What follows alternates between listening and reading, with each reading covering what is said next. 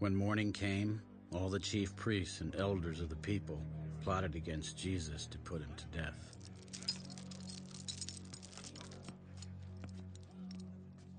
And when they had bound him, they led him away and delivered him to Pontius Pilate, the governor. Then Judas, his betrayer, seeing that he had been condemned, was remorseful, and brought back the 30 pieces of silver to the chief priests and elders. I have sinned by betraying innocent blood. What is that to us? You see to it. Then he threw down the pieces of silver in the temple and departed, and went and hanged himself. But the chief priests took the silver pieces. It is not lawful to put them into the treasury, because they are the price of blood.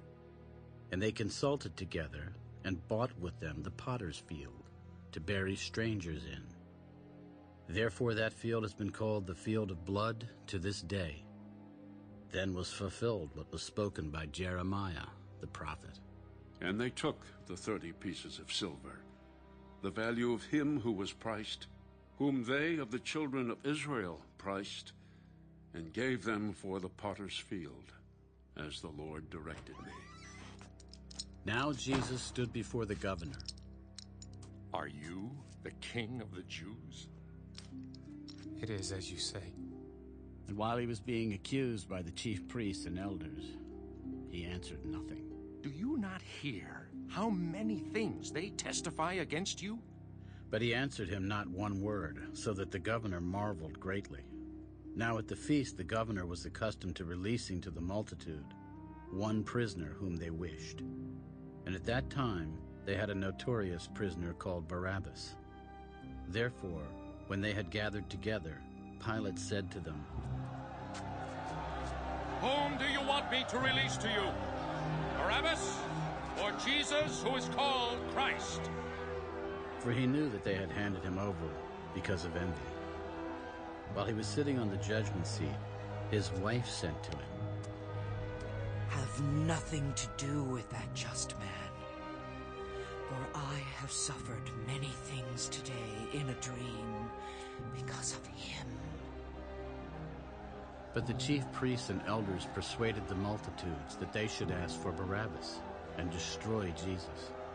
Which of the two do you want me to release to you? Barabbas! What then shall I do with Jesus, who is called Christ? Let him be crucified! Why? What evil has he done? But they cried out all the more. Let him be crucified! When Pilate saw that he could not prevail at all, but rather that a tumult was rising, he took water and washed his hands before the multitude. I am innocent of the blood of this just person. You see to it. And all the people answered, His blood be His on blood us be on us and our on children. our children.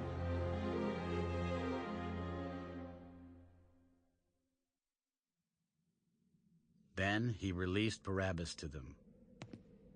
And when he had scourged Jesus, he delivered him to be crucified.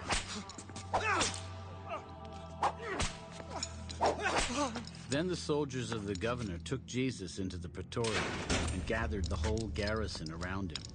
And they stripped him and put a scarlet robe on him. When they had twisted a crown of thorns, they put it on his head, and a reed in his right hand. And they bowed the knee before him and mocked him. Hail, King of the Jews! Then they spat on him and took the reed and struck him on the head. And when they had mocked him, they took the robe off him, put his own clothes on him, and led him away to be crucified.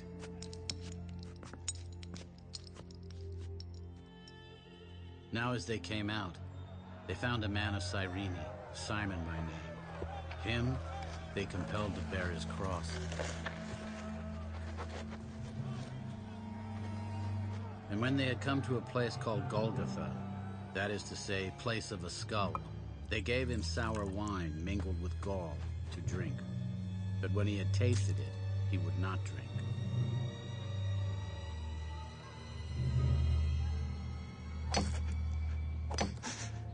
Then they crucified him and divided his garments, casting lots, that it might be fulfilled which was spoken by the prophet.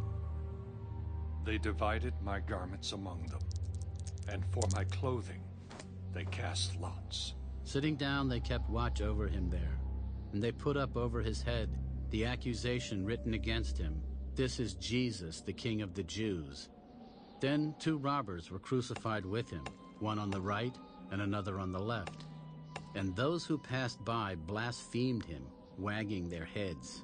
"You who destroy the temple and build it in 3 days, save yourself. If you are the Son of God, come down from the cross." Likewise the chief priests also, mocking with the scribes and elders, said, He saved others.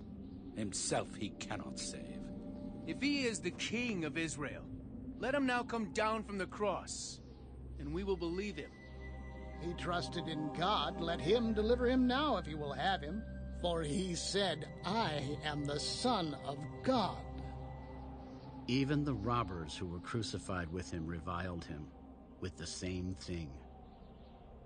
Now from the 6th hour until the 9th hour, there was darkness over all the land.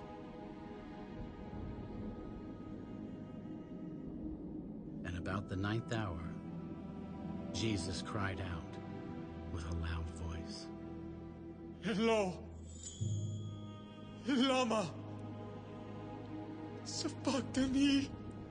That is, my God, why have you forsaken me? Some of those who stood there when they heard that said, This man is calling for Elijah. Immediately one of them ran and took a sponge, filled it with sour wine, and put it on a reed, and offered it to him to drink. Let him alone. Let us see if Elijah will come to save him. And Jesus cried out again with a loud voice, and yielded up his spirit.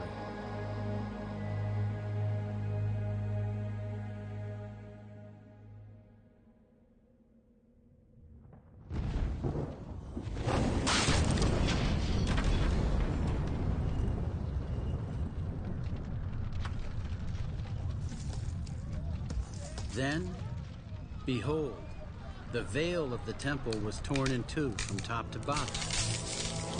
And the earth quaked, and the rocks were split, and the graves were opened. And many bodies of the saints who had fallen asleep were raised. And coming out of the graves after his resurrection, they went into the holy city and appeared to many.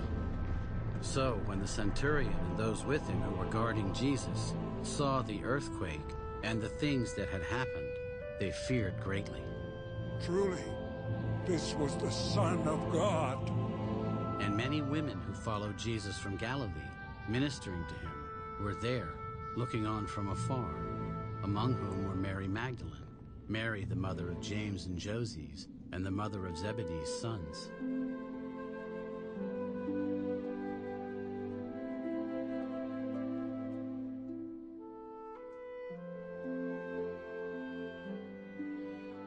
Now when evening had come, there came a rich man from Arimathea named Joseph, who himself had also become a disciple of Jesus.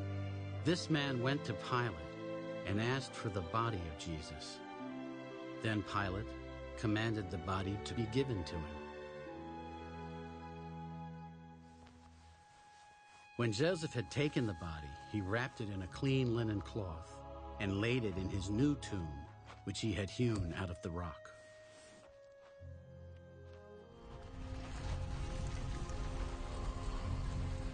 And he rolled a large stone against the door of the tomb and departed.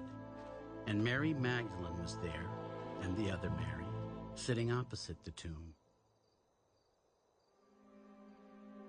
On the next day, which followed the day of preparation, the chief priests and Pharisees gathered together to Pilate. Sir, we remember, while he was still alive, how that deceiver said, After 3 days I will rise. Therefore, command that the tomb be made secure until the 3rd day, lest his disciples come by night and steal him away and say to the people, He has risen from the dead. So the last deception will be worse than the first. You have a guard. Go your way. Make it as secure as you know how. So they went and made the tomb secure, sealing the stone and setting the guard.